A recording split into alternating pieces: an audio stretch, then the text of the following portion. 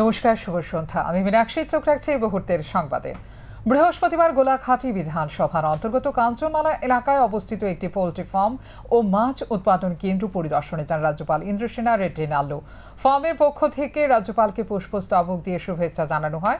পরে রাজ্যপাল ফার্মের কর্ণধার সহ ফার্মের অন্যান্য কর্মকর্তাদের নিয়ে পোল্ট্রি মুরগি ফার্মটি, বায়োগ্যাস প্লান্ট, ডিম থেকে বাচ্চা উৎপাদন প্লান্ট, মাছ চাষের প্লান্ট এবং মুরগির খাবার উৎপাদনের প্লান্ট পরিদর্শন করেন। পরিদর্শন শেষে রাজ্যপাল সাংবাদিকদের মুখোমুখি হয়ে বলেন, রাজ্যে এই প্রথমবারের একটি সংস্থা একসাথে পোল্ট্রি মুরগি ফার্ম সহ মাছ চাষ এবং তার পাশাপাশি মুরগি ডিম থেকে বাচ্চা উৎপাদন ও বায়োগ্যাস প্লান্ট শুরু করেছে। এই প্লান্টের মতো রাজ্যের বেকার যুবকরা যদি চায়, এই ধরনের প্লান্ট স্থাপনের মধ্য দিয়ে স্বনির্ভর হতে পারে। আরও জানিয়েছেন, এই ফার্ম থেকে মুরগির বাচ্চা রাজ্যের বিভিন্ন ছোট ছোট ফার্মে দেওয়া হয়। রাজ্য সরকার এই ধরনের প্লান্ট আরও বেশি বেশি করে স্থাপন করতে বিশেষভাবে নজর দিয়েছে। के लिए बहुत डिमांड है, तो मगर प्राइमरी सेक्टर में छोटे छोटे फार्मर्स के लिए जितना ऊपर से उनको मिलना है चिक्स वगैरह, वो बाहर से डिपेंड हो रहे। तो पहली बार इधर ये वोवेल फॉर्म, वोवेल फ्रेश ये फॉर्म जो है, ये पहली बार इधर ब्रॉयलर चिकन के वेंकी कंपनी से वो एग्रीमेंट होके वो ब्रीडर्स इधर लाते हैं। वो अंडा निकाल के जो ब्रॉयलर चिकन का जो अंडा होता है उसको चिक्स जो है छोटे छोटे फार्मर्स को देते हैं। वो 200-500 ऐसे लेके वो 6 हफ्ते 8 हफ्ते तक वो बढ़ा के आम मार्केट में बेचते हैं। यही अगर ब्रॉयलर चिकन बाहर से आना है तो ट्रांसपोर्टेशन बहुत होता है, मगर जितना कंजम्पशन है उतना अभी नहीं है। ऐसे हैचरीज ये अभी इनका कैपेसिटी भी बढ़ना है, वो कैपेसिटी बढ़ाने के लिए कोशिश में है। और दूसरा भी आने का ज़रूरत है।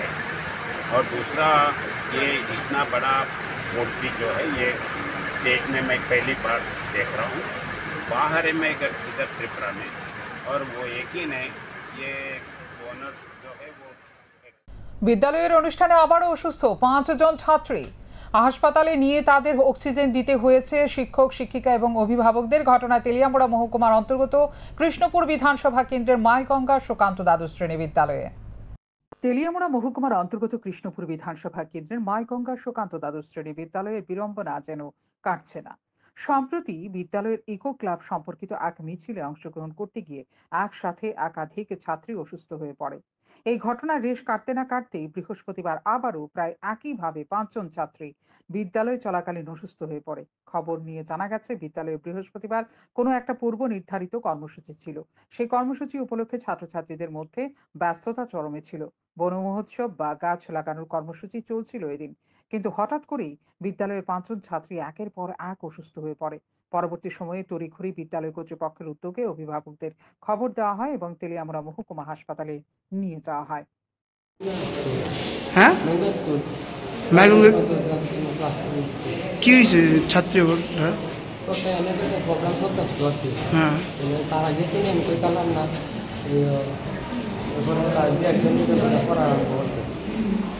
কোন ক্লাসে তারা? ক্লাস 9। যে এনএসএস প্রোগ্রাম ওইটা ছিল, এনএসএস পাঙ্কা টাঙ্কা ছিল না, এটা তো পাঙ্কা নেই, না ক্লাসরুমও পাঙ্কা আছে। গরমে কেমন ছিল? গরম তো ভালো করে। কারা করতেছিল প্রোগ্রামটা? হ্যাঁ, প্রোগ্রামটা কোন ছাত্র করতেছিল? প্রোগ্রামটা এটা আমি তো জানি না।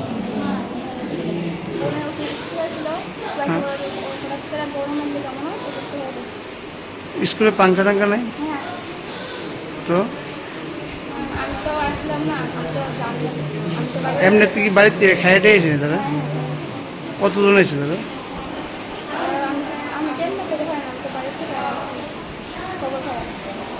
কোন স্কুল? হ্যাঁ, কয়েকদিন আগে তো স্কুলের মধ্যে না গোটা ঘটনা নিয়ে ব্যাপক চাঞ্চল্য তৈরি হয়েছে। দিনের পর দিন একই বিদ্যালয়ে কেন এমন ঘটনা ঘটে চলেছে তার নিরিখে ব্যাপক আলোচনা চলছে। এদিকে গোটা বিষয় নিয়ে হাসপাতালে দায়িত্বপ্রাপ্ত চিকিৎসক দাবি করেছেন, কি কারণে এমন হলো তা নিশ্চিতভাবে বলা যাচ্ছে না। তবে গরমের পাশাপাশি শরীরে প্রয়োজনীয় জলের ঘাটতি থাকলে এমন হতে পারে বলে আশঙ্কা প্রকাশ করেছেন চিকিৎসক। শান্তন। রাজ্যে নিয়ে আসা হলো ভারতরত্ন সংঘ ক্লাবের সম্পাদক দুর্গাপ্রসন্ন দেব হত্যাকাণ্ডের মূল অভিযুক্ত রাজু বর্মনকে। পুলিশ রিমান্ড চেয়ে তাকে তোলা হলো আদালতে। তবে এদিন বিমানবন্দরে রাজু বর্মনকে আনতেই পরিস্থিতি উত্তপ্ত হয়ে ওঠে। বিক্ষোভ দেখায় বহু যুবক। দ্রুত পরিস্থিতি নিয়ন্ত্রণে আনে পুলিশ। রাজ্যে নিয়ে আসা হলো ভারতরত্ন সংঘ ক্লাবের সম্পাদক দুর্গাপ্রসন্ন দেব তথা ভিকি হত্যাকাণ্ডের মূল অভিযুক্ত রাজু বর্মনকে। অভিযুক্ত রাজু বর্মন চাঞ্চল্যকর ভিকি হত্যাকাণ্ডের পর দীর্ঘ 2 মাস গা ঢাকা দিয়েছিল রাজ্যের বাইরে। পুলিশ গোপন খবরের ভিত্তিতে তাকে বুধবার গুয়াহাটি থেকে গ্রেফতার করেছে। বৃহস্পতিবার তাকে রাজ্যে নিয়ে এসে আদালতে তোলে এয়ারপোর্ট থানার পুলিশ। জানা যায়, গত 30 এপ্রিল সন্ধ্যায় এয়ারপোর্ট থানাধীন শালবাগান এলাকায় গুলি করে হত্যা করা হয়েছিল ভারতরত্ন সংঘ ক্লাবের সম্পাদক দুর্গাপ্রসন্ন দেবকে। পুলিশের তদন্তে উঠে আসে এই ঘটনায় মূল অভিযুক্ত রাজু। পুলিশ গত 2 মাস তাকে বিভিন্ন জায়গায় খুঁজে বেড়ালেও তার কোনো সন্ধান করতে পারেনি। অবশেষে গুয়াহাটি থেকে তাকে জালে তুলেছে। তবে ঘটনার 1 মাসের মধ্যেই পুলিশ বেশ কয়েকজনকে জালে তুলেছে। তাদের মধ্যে রাজুর ভাই রাকেশ বর্মনও রয়েছে। পুলিশ দুর্গাবাড়ির চা বাগান সংলগ্ন এলাকা থেকে উদ্ধার করেছে খুন কাণ্ডে ব্যবহৃত পিস্তল। জানা যায়, তার পুলিশ রিমান্ড চেয়ে পুলিশ আদালতে সোপর্দ করেছে। তাকে জিজ্ঞাসাবাদ করে পুলিশ বাকি অভিযুক্ত সহ এই ঘটনার মূল রহস্য উদ্ঘাটন করতে পারবে বলে পুলিশের ধারণা। পুলিশ তদন্তের স্বার্থে সংবাদ মাধ্যমের সামনে মুখ খুলতে চাইছে না। ধরা বললেন মূল অভিযুক্ত, আর কারা কারা রয়েছে এবং কবে নাগাদ তাকে কোর্টে তোলা হবে? দেখছি আমরা কিছু ডকুমেন্টেশন আছে, আর কি আসেনি যারা যারা রয়েছে তাদের কি কোনো ডকুমেন্টেশন কমপ্লিট করার জন্য। শান্তন টিভি। সন্ত্রাসের অপর নাম বিজেপি। বিজেপির অপর নাম সন্ত্রাস, তাই দিকে দিকে সন্ত্রাস শুরু করেছে বিজেপি। বৃহস্পতিবার সংবাদ মাধ্যমকে এই কথা জানান বিধায়ক সুদীপ রায় বর্মন। ত্রিস্তর পঞ্চায়েত নির্বাচন ঘোষণা হতে বিরোধীদের ওপর আক্রমণ শুরু হয়েছে শাসক দলের, এমনটাই অভিযোগ তুলেন কংগ্রেস বিধায়ক সুদীপ রায় বর্মন। তিনি বৃহস্পতিবার প্রদেশ কংগ্রেস ভবনে সংবাদ মাধ্যমের মুখোমুখি হয়ে বলেন, সর্বদলীয় বৈঠক থেকে বাড়ি ফেরার পর বিভিন্ন জায়গায় কংগ্রেস কর্মী সমর্থকদের ওপর আক্রমণ সংঘটিত করেছে শাসক দলের দুর্বৃত্তরা। বৃহস্পতিবার সকাল থেকে দুপুর পর্যন্ত 4টি ঘটনা সামনে এসেছে। কংগ্রেস কর্মীদের মারধর, বাইক ভাঙচুর এবং মোবাইল ফোন ছিনিয়ে নেওয়ার মতো ঘটনা সংঘটিত হয়েছে। এর মধ্যে একটি ঘটনা Satchand RD block, Tepania RD block এবং Dukli RD block, Salema RD block এলাকায় ঘটেছে। গত 9 জুলাই একইভাবে কল্যাণপুর আরডি ব্লক এবং মোহনপুর আরডি ব্লক এলাকায় আক্রমণ হয় কংগ্রেস কর্মীদের ওপর। বলা যায়, পঞ্চায়েত নির্বাচন ঘোষণার আগে থেকে সারা রাজ্যে শাসক দলের দুর্বৃত্তদের সন্ত্রাস শুরু হয়েছে। তাই সন্ত্রাসের অপর নাম বিজেপি। বিজেপির অপর নাম সন্ত্রাস। তারা গণতন্ত্রকে বিশ্বাস করে না। পায়ের নিচে মাটি সরে গেছে। গুন্ডারা দলটাকে চালাচ্ছে এবং এই গুন্ডাদের দ্বারা জয়ী হওয়ার জন্য চেষ্টা করছে। এই কথা বলে দাবি করেন সুদীপ রায় বর্মন। তিনি নির্বাচন কমিশনের দিকে আঙ্গুল তুলে বলেন, শান্তিপূর্ণ নির্বাচন সংগঠিত করতে বিরোধী রাজনৈতিক দলগুলোর পক্ষ থেকে পরামর্শ দেওয়া হয়েছিল নির্বাচন কমিশনকে, কিন্তু একটি পরামর্শ গ্রহণ করেনি নির্বাচন কমিশন। তারপরেও এই পরিস্থিতিতে দাঁড়িয়ে লড়াই করতে হবে। তাই প্রত্যেক বিরোধী কর্মীদের উদ্দেশ্যে বলা হচ্ছে, বুক চেতিয়ে লড়াই করুন। শাসক দল বিজেপি কাপুরুষ। আপনারা সবাই সংঘবদ্ধ হয়ে প্রতিবাদ এবং প্রতিহত করুন। গণতন্ত্রে বিশ্বাস করে না। বিজেপি দলটা এখন উল্টাপাল্টা চালাচ্ছে, তারই বহিঃপ্রকাশ ঘটে চলছে সারা রাজ্য জুড়ে এবং চিফ মিনিস্টার 100% পঞ্চায়েত যাই এই গুন্ডাদের কাছে এই বার্তা পৌঁছানোর পরেই আমরা দেখতে পেলাম আজকে সর্বদলীয় মিটিং বিডিওরা ডেকেছেন। 4টে জায়গায় গন্ডগোল হয়েছে। Satchand RD block, তেপানে RD block, ডুকলি RD block, Salema RD block আছে গন্ডগোল হয়েছে। গত পরশু দিন কল্যাণপুর আরডি ব্লক, এর আগে বামুটি আরডি ব্লক, মানে মোহনপুর আরডি ব্লক, প্রত্যেকটি জায়গায় তারা এই সমস্ত করে বেড়াচ্ছে। আজকে তো মনোনয়ন পত্র গেছিল, ছিঁড়ে দিয়েছে। সর্বদলীয় মিটিংয়ে গেছিল, ওখানে মারধর করা হয়েছে। বাইক নিয়ে ডুকলি ব্লক এলাকার মোবাইল নিয়ে গেছে, মারধর করা হয়েছে, বাইক থেকে গুলি দেওয়া হয়েছে। এই একটা সন্ত্রাসের বাতাবরণ সারা রাজ্য জুড়ে পঞ্চায়েত ঘোষণার সাথে সাথেই সারা রাজ্য এবং পঞ্চায়েত ঘোষণার আগ থেকেই এগুলো চলে আসছে। আমরা বারংবার দাবি করে আসছি এই স্টেট ইলেকশন কমিশনের কাছে শান্তিপূর্ণভাবে আপনি নির্বাচনটা সম্পন্ন করার জন্য আমরা সাজেশন দিয়েছি। একটা সাজেশন ওনারা মানেনি। কাজেই সন্ত্রাসের অপর নাম বিজেপির অপর নাম সন্ত্রাস। এর মধ্যে থেকে আমাদের ফাইট করতে হবে। আমি সমস্ত কংগ্রেস কর্মীদের কাছে, সমস্ত অপোজিশন কর্মীদের কাছে আমি অনুরোধ করছি, বুক চিতে লড়াই করুন, পিছু পা হবেন না। এরা কাপুরুষ, সংঘবদ্ধ হয়ে আপনার প্রতিহত এবং প্রতিবাদ করুন। বিধায়ক সুদীপ রায় বর্মন আরো বলেন, আসন্ন পঞ্চায়েত নির্বাচনে কংগ্রেস এবং বামফ্রন্ট জোট হয়ে লড়াই করার ক্ষমতা ছেড়ে দেওয়া হয়েছে স্থানীয় কংগ্রেস নেতৃত্বদের ওপর। তারা সিদ্ধান্ত নেবে কিভাবে লড়াই করবে। নিজ এলাকার পরিস্থিতির উপর ভিত্তি করে তারা লড়াই করবে বলে জানান তিনি। শান্তন টিভি। কুপিয়ে মহিলাকে আহত করল ঋণ গ্রহীতা। বিচারের দাবি মহিলার পরিবারের। ঘটনা বিলোনিয়া মহকুমার পিয়ারবাড়ি থানার অন্তর্গত কমলপুর গ্রাম পঞ্চায়েতের অধীন গাবতলী এলাকায়। আক্রান্ত মহিলার নাম গোলাপী দাস। ঋণের টাকা চাওয়াকে কেন্দ্র করে রক্তাক্ত এক মহিলা। আক্রান্ত মহিলা বিলোনিয়া মহকুমার পিয়ারবাড়ি থানার অন্তর্গত কমলপুর গ্রাম পঞ্চায়েতের অধীন গাবতলী এলাকার গোলাপী দাস।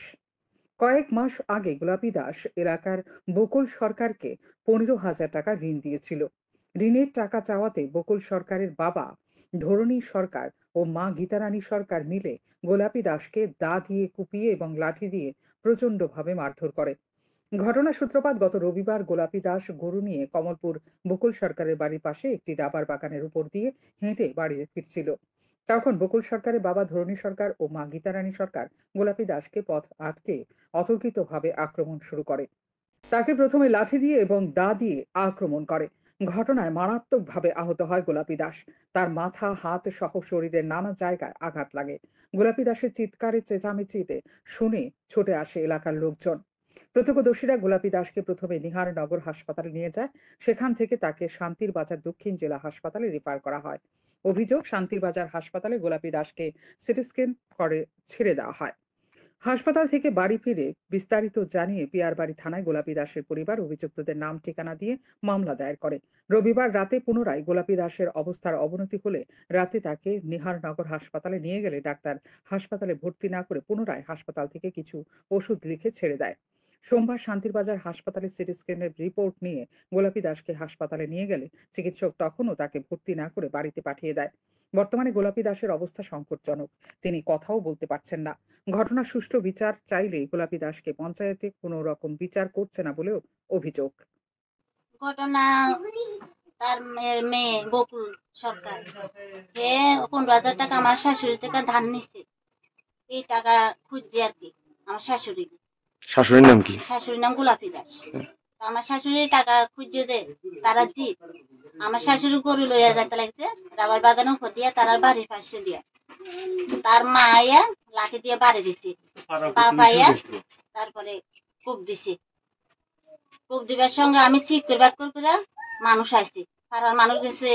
এরপরে তারা ফোন টোন করে অটো আনছে, তারা ছেলে আসছে। এরপরে তারা হসপিটালে নিচ্ছে। হসপিটালে নিবার পরে শিলি করছে, 4টা শিলি দিছে, দিয়া প্রেসক্রিপশন লিখে দিয়ে শান্তির বাজার আমরা পাঠাই দিছে এখানে চিকিৎসা করানোর লাগে। তবে গোলাপী দাসের পরিবার অভিযুক্তদের বিরুদ্ধে কঠোর শাস্তি দাবি জানিয়েছে সংবাদ মাধ্যমের সামনে এসে। শান্তন। পঞ্চায়েত নির্বাচনের আগে 125তম সংবিধান সংশোধনী বিল পাস করার দাবি কংগ্রেসের। শুক্রবার প্রদেশ কংগ্রেস ভবনে বৈঠক শেষে সাংবাদিক সম্মেলন করে এই দাবি উত্থাপন করেন বিধায়ক সুদীপ রায় বর্মন। গত 4 বছর ধরে 125তম সংবিধান সংশোধনী বিল পাস হয়নি। আগামী 23-24 জুলাই বাজেট অধিবেশন বসার কথা রয়েছে। 125তম সংবিধান সংশোধনী বিল যাতে এই অধিবেশনে পাস হয়। প্রদেশ আদিবাসী কংগ্রেসের বৈঠক থেকে রাজ্য সরকারের কাছে দাবি জানানো হচ্ছে যাতে বিষয়টি কেন্দ্র সরকারের দৃষ্টিতে নেয়। শুক্রবার প্রদেশ কংগ্রেস ভবনে বৈঠক শেষে সাংবাদিক সম্মেলন করে এই দাবি উত্থাপন করেন বিধায়ক সুদীপ রায় বর্মন। তিনি এদিন আরো বলেন, আসন্ন পঞ্চায়েত নির্বাচনে ন্যায়সম্মত দাবিগুলো সমর্থন করেনি নির্বাচন কমিশন, যার কারণে মুখ্যমন্ত্রীর নির্দেশে ব্লক ডেভেলপমেন্ট অফিসাররা সর্বদলীয় বৈঠক করার পরেও রাজ্যে লাগাতার সন্ত্রাস চলছে। এই সন্ত্রাসের পরিস্থিতির মধ্যে মনোনয়নপত্র দাখিল করার মতো অবস্থা নেই। তাই প্রার্থীরা যাতে অনলাইনে রিটার্নিং অফিসারের কাছে মনোনয়নপত্র দাখিল করতে পারে তার জন্য দাবি জানানো হয়েছিল নির্বাচন কমিশনের কাছে, কিন্তু সেই দাবি পর্যন্ত গুরুত্ব দেওয়া হয়নি, যার কারণে বক্সনগর, বামুটিয়া, বাধারঘাট সহ বিভিন্ন জায়গায় শাসক দলের দুর্বৃত্তদের আক্রমণ চলছে। তিনি প্রদ্যুৎ কিশোর দেববর্মনকে কাঠগড়ায় তুলে বলেন, ভৌগোলিক অবস্থানের কথা মাথায় রেখে কোনোদিনই ত্রিপুরা রাজ্যে গ্রেটার ত্রিপুরাল্যান্ড হবে না এবং বর্তমানে দেখা যাচ্ছে কেন্দ্রীয় স্বরাষ্ট্রমন্ত্রী অমিত শাহর সঙ্গে দেখা করার পর থেকে প্রদ্যুৎ কিশোর দেববর্মন সাংবিধানিক দাবিগুলো থেকে সরে এসেছেন। তিনি সম্পূর্ণ নীরব হয়ে আছেন। আজকে আমাদের দাবি হয়েছে, নেতৃত্বরা দাবি করেছে,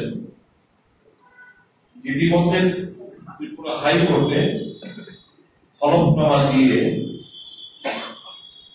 রাজ্য সরকারের তরফ থেকে বলা হয়েছে ডিসেম্বর মাসে ভিলেজ কমিটি নির্বাচন সম্পন্ন করবেন। আজকে আমরা এই মিটিং থেকে আমরা আমাদের কেন্দ্রীয় সরকারের দৃষ্টি আকর্ষণ করছি আপনাদের মাধ্যমে। Budget session of the parliament is ensuing. এই বাজেট সেশনে যেন 125তম সংবিধান সংশোধনী বিল যেন পাস করা হয়, which will enable the government to go for 3-tier village committee election in the ADC area. Thereby, এই যে একটা disparity, so far as Pandu is concerned, সমগ্র ত্রিস্তর পঞ্চায়েত ফান্ড ফ্লো হচ্ছে পঞ্চায়েত সমিতি, জেলা পরিষদ, চিকিৎসা। দুর্ভাগ্য আমাদের ভিলেজ কমিটি সিঙ্গেল টায়ার, যদি সংবিধান সংশোধনী বিল না হয় ডিসেম্বর মাসে আবার single tyre panchayat village committee অনুষ্ঠিত হবে। তাই আজকে অনন্ত রেজুলেশন অফ দ্য আদিবাসী কংগ্রেস কমিটির মিটিং এ এটাই হচ্ছে যে আমরা দাবি জানাচ্ছি কেন্দ্রীয় সরকারের কাছে এবং রাজ্য সরকার যেন এটা বিলম্বে টেক আপ করে, যাতে এই এনসুইং যে বাজেট সেশন এই মাসের 23-29 তারিখ থেকে যেন শুরু হতে যাচ্ছে, তাতে যেন এই সেশনে যেন 125 অ্যামেন্ডমেন্ট বিল যেন পাস করা হয়। আয়োজিত সাংবাদিক সম্মেলনে এছাড়া উপস্থিত ছিলেন প্রদেশ কংগ্রেস সভাপতি আশিস কুমার সাহা সহ অন্যান্য নেতৃত্ব। পাশাপাশি একটি যোগদান সভা অনুষ্ঠিত হয়। বিভিন্ন রাজনৈতিক দল থেকে কংগ্রেসে যোগদান করে বহু কর্মী সমর্থক তাদের হাতে দলীয় পতাকা তুলে দলে স্বাগত জানান কংগ্রেস নেতৃত্ব। শান্তন টিভি। চিকিৎসকদের ওপর আক্রমণের চেষ্টা, মণ্ডল নেতা পরিবারের, পরিস্থিতি নিয়ন্ত্রণে আনতে ছুটে আসে পুলিশ। ঘটনা জিবি হাসপাতালে। মণ্ডল সভাপতি চিকিৎসা পরিষেবা ত্রুটি হওয়ায় ডাক্তারের উপর আক্রমণের চেষ্টার অভিযোগ উঠল জিবি হাসপাতালে। প্রেশার এবং সুগার জনিত রোগে অসুস্থ হয়ে হাসপাতালে ভর্তি হয়েছিলেন 2 নম্বর মোহনপুর বিধানসভা কেন্দ্রের মণ্ডল সভাপতি ধীরেন্দ্র দেবনাথ। হাসপাতালে ভর্তি হওয়ার পর শারীরিক অবস্থা তেমন কোনো পরিবর্তন না হওয়ায় কর্তব্যরত চিকিৎসক বৃহস্পতিবার ধীরেন্দ্র দেবনাথকে এক্স-রে সহ বিভিন্ন পরীক্ষা নিরীক্ষা করার জন্য পরামর্শ দেন। সেই অনুযায়ী ধীরেন্দ্রবাবুর পরিবারের পরীক্ষা নিরীক্ষা করার জন্য ধীরেন্দ্রবাবুকে এক্স-রে কক্ষের সামনে নিয়ে যায়। তখন দীর্ঘ লাইনে অপেক্ষা করে ধীরেন্দ্রবাবু অসুস্থ হয়ে পড়েন। তারপর ধীরেন্দ্রবাবুর ছেলে সহ পরিবারের অন্যান্য লোকজনেরা কর্তব্যরত চিকিৎসকদের ডেকে বলেন এক্স-রে কক্ষের সামনে যাওয়ার জন্য। তখন চিকিৎসকরা জানিয়ে দেন রোগীকে তাদের কাছে নিয়ে আসার জন্য, তারা এক্স-রে কক্ষের সামনে যেতে পারবে না। তখন চিকিৎসক এবং রোগীর পরিবারের মধ্যে বাকযুদ্ধ শুরু হয়। একটা সময়ের পর উত্তেজিত রোগীর পরিবার চিকিৎসকদের উপর আক্রমণ করার চেষ্টা করে বলে অভিযোগ। খবর পেয়ে ঘটনাস্থলে ছুটে আসে পুলিশ এসে পরিস্থিতি নিয়ন্ত্রণে আনে। সুগার বাড়তি, জ্বর বাড়তি পরে জ্বরও কমতেছে না, সুগারও কমতেছে না, তারাও দেখতেছে কমতেছে না। তারপরে যে এসআর লেগে দিছে, এটা ইমার্জেন্সিতে দিছে না, তাই তো হাই যে কোনো সময় অ্যাটাক করতে পারে। ইমার্জেন্সিতে না দিয়েছে তারা দিছে লোকেলের ভিতরে। তো ভিতরে যে সময় দিছে তখন ওই রুগীটারে আমরা এসআইডি করতাম নেই। কীভাবে নিছে? চেয়ারে করে নিয়ে গেছি। চেয়ারে করে নেওয়ার পরে হঠাৎ করে গ্যাদারিং বেশি, লোক বেশি, এসা হইতে পারতেছে না। তারপরে লাইনে দাঁড়িয়ে রয়েছে। তো একটা ইমার্জেন্সি রুগী যদি এরকমভাবে দেয় ডাক্তাররা, বলে হয় না, কারণ এটা পরিষেবাটা দিলে ইমার্জেন্সি রেখা জটপট করানো লাগে। ডাক্তার থাকে তারা জানবে, তারা যে ওয়ার্ডে কতজন ডাক্তার থাকে একমাত্র তারাই জানবে। এই ধরনের একটা ভূমিকা ডাক্তারবাবুদের, এই ধরনের ব্যবহার, এতে যদি রোগীর কোনো সমস্যা হইতো তাহলে এই দায়টা কে নিত? এই দায়টা কে নিত আমি চাই এটা আর কিছু। কিন্তু তারপরে যদি তারা কথা হয়, তারা যে কোনো কথা পেঁচাইয়া একটা রং একটা লাগাই দিব, তারা ঠিক তারা হয়ে যাবো, তাহলে তো রোগীর পরিষেবা হইল না। এনে যে ডাক্তার পাশাপাশি এদিন লক্ষ্য করা যায় মন্ত্রী রতনলাল নাথের বিধানসভা কেন্দ্রের মণ্ডল সভাপতি ছেলে সহ পরিবারের লোকজন জিবি হাসপাতালে পরিষেবা নিয়ে আঙুল তুলেছেন, ক্ষোভ ব্যক্ত করেছেন চিকিৎসকদের ভূমিকা নিয়ে। শান্তন টিভি। আসন্ন ত্রিস্তর পঞ্চায়েত নির্বাচনকে সামনে রেখে বৃহস্পতিবার জওহরনগর স্থিত ধলাই জেলা শাসকের কনফারেন্স হলে রাজনৈতিক দলের প্রতিনিধিদের নিয়ে এক সর্বদলীয় বৈঠক করলেন ধলাই জেলার জেলা শাসক ও সমাহর্তা তথা জেলা নির্বাচনী আধিকারিক সাজু ওয়াহিদ এ। বৈঠকে উপস্থিত ছিলেন ধলাই জেলার পুলিশ সুপার অভিনাশ রায়, জেলার অতিরিক্ত জেলা শাসক ও সমাহর্তা সুব্রত কুমার দাস সহ অন্যান্যরা। বৈঠক শেষে জেলা নির্বাচনী আধিকারিক সাজু ওয়াহিদ এ জানান, ধলাই জেলার 3টি ব্লক এলাকায় 41টি গ্রাম পঞ্চায়েতের নির্বাচন প্রক্রিয়া অনুষ্ঠিত হবে। মোট আসন সংখ্যা রয়েছে 222টি। একই সাথে নির্বাচন অনুষ্ঠিত হবে জেলার 3টি পঞ্চায়েত সমিতির 33টি আসনে এবং ধলাই জেলা পরিষদের 9টি আসনে। তিনি বলেন, এই নির্বাচন ধলাই জেলায় মোট ভোটারের সংখ্যা 80,169 জন। এর মধ্যে পুরুষ ভোটারের সংখ্যা 40,519 জন, মহিলা ভোটারের সংখ্যা 39,644 জন এবং তৃতীয় লিঙ্গের ভোটার রয়েছেন 6 জন। তিনি বলেছেন, বৃহস্পতিবার থেকে মনোনয়নপত্র দাখিলের প্রক্রিয়া শুরু হয়ে গেছে। আগামী 18 জুলাই বিকেল 3টের মধ্যে মনোনয়নপত্র দাখিল করা যাবে। নির্বাচনকে কেন্দ্র করে যেন কোনো ধরনের অপ্রীতিকর ঘটনা না ঘটে, এর জন্য তিনি সকলের কাছে আবেদন রাখেন। हमारा धलाई जिला का पूरा पंचायत इलेक्शन रिलेटेड जो भी इंफॉर्मेशन है ये शेयर करने के लिए आज आया हूँ। मेरे साथ एसपी साहब हैं धलाई का। हमारा पंचायत इलेक्शन में पूरा धलाई जिला में 41 जीपीस है। इसमें 222 कॉन्स्टिट्यूंसी होगा। इसमें से 41 सिंगल सीटेड कॉन्स्टिट्यूंसी और डबल सीटेड कॉन्स्टिट्यूंसी 181 होगा और total number of seat with reservation 296 होगा। टोटल नंबर ऑफ सीट होगा 403। ये सभी जगह पे ग्राम पंचायत में इलेक्शन होगा। और 41 जीपी जो है 7 अम्बासा में, 23 दुर्गा चौमनी में, 11 सलेमा। कॉन्स्टिट्यूंसी 222 जो है इसमें से 36 अम्बासा में, 120 है दुर्गा चौमनी में, सलेमा 57 है। और सिंगल सीटेड कॉन्स्टिट्यूंसी 41 जो है उसमें से 7 अम्बासा, 23 दुर्गा चौमनी और 11 सलेमा। और डबल सीटेड कॉन्स्टिट्यूंसी 181 में 29 अम्बासा, 106 दुर्गा चौमनी और सलेमा में 46 जगह पे इलेक्शन होगा। और पंचायत समिति हमारा 3 पंचायत समिति अम्बासा, दुर्गा चौमनी, सलेमा में इलेक्शन होगा। टोटल 33 सीट्स होगा। इसमें से 4 ST women, 7 SC, 5 SC women, 10 UR, 7 UR women seat में होगा।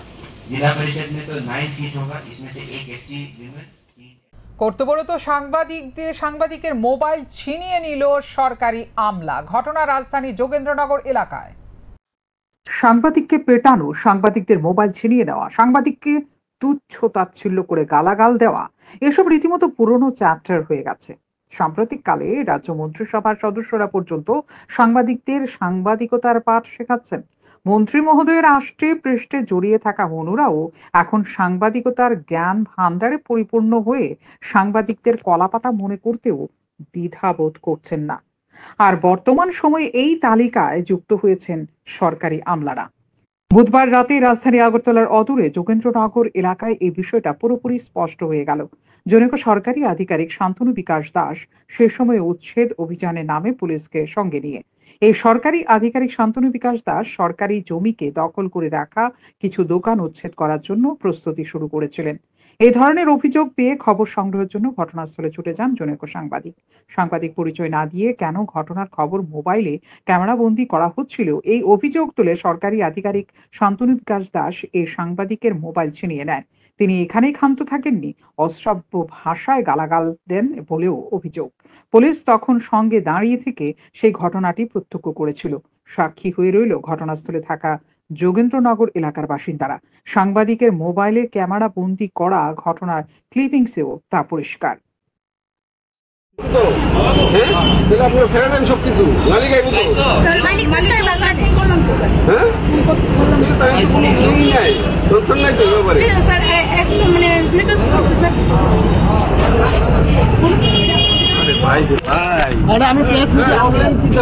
আপনি আমার কথা শুনে নাকি আপনি আমার কথা শুনে নাকি আপনি আমার মোবাইল পান আমি মিডিয়া আপনি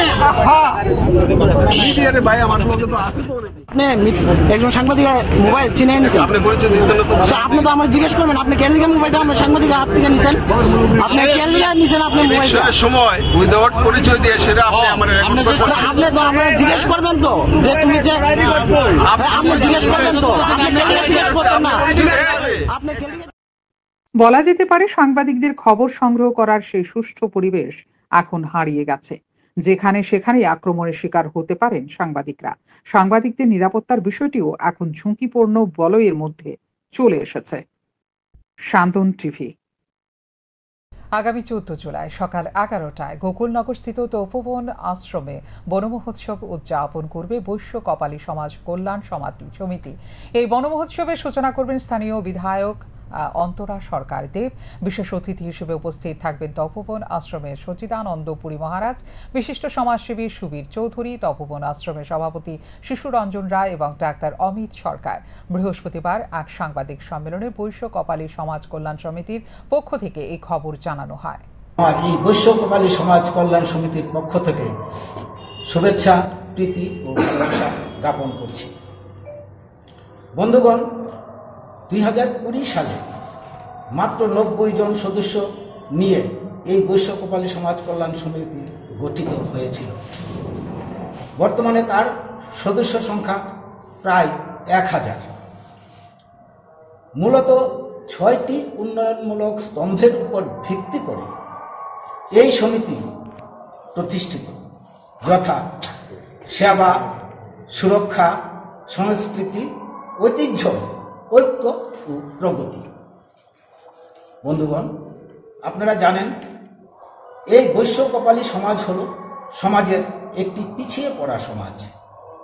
এই সমাজের প্রতিটি লোক ওবিসি শ্রেণীর অন্তর্ভুক্ত। এই সমাজের বেশিরভাগ লোকই কৃষির উপর নির্ভরশীল। তাই এই বৈশ্য কপালী সমাজ কল্যাণ সমিতি একদিকে যেমন সমাজের উন্নতির জন্য বিভিন্ন সামাজিক উন্নয়নমূলক কাজ করে যাচ্ছে, ঠিক তেমনি কপালী সমাজের উন্নয়নের জন্যও অবিরাম চেষ্টা করে যাচ্ছে। বুধবার রাজ্যে নির্বাচন দপ্তর থেকে রাজ্যের ত্রিস্তর পঞ্চায়েত নির্বাচন ঘোষণা করা হয়। আর 24 ঘন্টা পার না হতেই নির্বাচনকে সামনে রেখে বৃহস্পতিবার গোমতী জেলা টেপানিয়া আড্ডি ব্লকে কংগ্রেস দলের 2 জন কর্মী শাসক দলের কর্মীদের দ্বারা আক্রান্ত হয়। প্রতিবাদে গোমতী জেলা কংগ্রেস দলের সভাপতি টিটন পালের নেতৃত্বে কংগ্রেস কর্মী সমর্থকরা রাধাকিশোরপুর থানায় এসে বিক্ষোভ দেখায়। দাবি ওঠে, যারা কংগ্রেস দলের কর্মীদের আক্রমণ করেছে তাদের গ্রেপ্তার করতে হবে। সেই খবর পেয়ে আমি সাথে সাথে মাননীয় জেলা শাসককে আমি ফোন করেছিলাম। জেলা শাসক নেই, সহকারী জেলা শাসকের সাথে আমরা 2বার সেখানে কথা হয়েছি। আমি বলেছি যে তারা মিটিংয়ে গেছেন, তারা আসার সময় নমিনেশন পেপার সংগ্রহ করে আনবেন। আসার সময় বাইরে সেই নমিনেশন পেপার ছিনতাই করা হবে এবং তাদের উপর শারীরিক আক্রমণ করা হবে। জেলা শাসককে 2বার আমি ফোন করেছি। মাননীয় থানার ওসি সাহেবের সাথে 2বার সেখানে কথা বলেছি। ওসি সাহেব গিয়েছেন পুলিশ নিয়ে, কিন্তু আমরা কিছুক্ষণ পরেই খবর পেলাম যে আমাদের জেলার সাধারণ সম্পাদক, যিনি প্রাক্তন উপপ্রধান উত্তম পালের উপর ব্লকের ভেতরে বিজেপির হামলাত বাহিনী সেখানে আক্রমণ করেছে। সেই ঘটনার খবর পেয়ে আমরা উদয়পুর জেলা কংগ্রেসের অফিসে আমরা ছিলাম। আমরা তড়িঘড়ি সেখানে আমরা থানায় এসেছি, আমরা বিক্ষোভ দেখাচ্ছি এবং আমরা দাবি করছি যারা উত্তম পালের উপর আক্রমণ করেছে তাদের যেমন গ্রেপ্তার করতে হবে এবং উত্তম পাল প্রশান্ত নন্দীকে ব্যারিকেডের মধ্যে এখনও আছেন সেখান থেকে তুলে তাদের সেখানে নির্দিষ্ট স্থানে সেখানে প্রশাসনিকভাবে সিকিউরিটি দিয়ে পৌঁছে দিতে হবে। এবং যেহেতু নির্বাচন চলছে, নমিনেশন তুলবে, জমা দেবে, এই যে একটা প্রক্রিয়ার যাতে খুব সুন্দরভাবে সম্পূর্ণ হয়, নিজেদের যাতে নমিনেশন তুলতে পারে, জমা দিতে পারে, তার 100% সিকিউরিটি সেখানে অ্যারেঞ্জমেন্ট করতে হবে। এখনকার মতো এই মুহূর্তে সংবাদ এই পর্যন্ত। অন্যান্য আপডেটস দেখার জন্য অবশ্যই নজর রাখতে হবে শান্তন টিভির পর্দায়। শান্তন টিভি, দায়বদ্ধতাই যার ঐতিহ্য।